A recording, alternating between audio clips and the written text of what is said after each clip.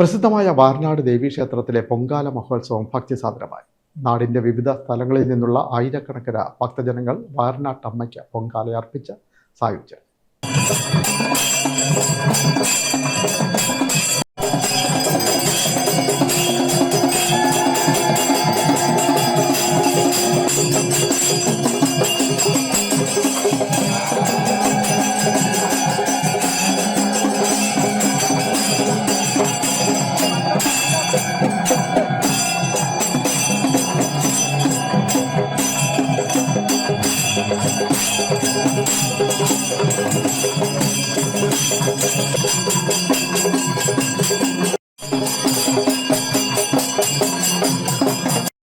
വാർനാട്ടമ്മയ്ക്ക് ആയിരങ്ങൾ പൊങ്കാലയർപ്പിച്ചു. ദേവീനാമ ജപങ്ങളാൽ മുഖരിതമായ അന്തരീക്ഷത്തിൽ ചൊവ്വാഴ്ച ആയിരങ്ങൾ വാർനാട്ടമ്മയ്ക്ക് പൊങ്കാല അർപ്പിച്ചത്.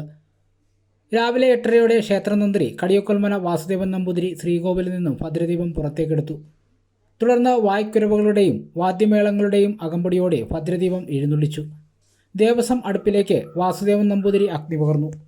പിന്നീട് നൂറുകണക്കിന് പൊങ്കാല അടുപ്പുകളിലേക്ക് അഗ്നി പടർത്തി. രാവിലെ 10:30 ദേവിക്ക് പൊങ്കാല സമർപ്പിക്കുവാൻ തുടങ്ങി. മേൽശാന്തി രാമചന്ദ്രൻ പോറ്റി, സഹശാന്തിമാരായ മുരളീധരൻ പോറ്റി, നാരായണൻ എമ്പ്രാൻ, പ്രകാശം പോറ്റി എന്നിവർ എല്ലാ അടുപ്പുകളുടെയും സമീപം എത്തി തീർത്ഥം തെളിച്ച് പൊങ്കാല ദേവിക്ക് സമർപ്പിച്ചു. Devaswom president professor KNS Varma, vice പ്രസിഡന്റുമാരായ KN Udayavarma, N Venugopal, secretary Velliyakulam Parameswaran, treasurer PN Natarajan, മറ്റു ഭാരവാഹികളായ T Sajeevlal, P Aniyappan, Suresh Babu, K Srinivas നേതൃത്വം നൽകി.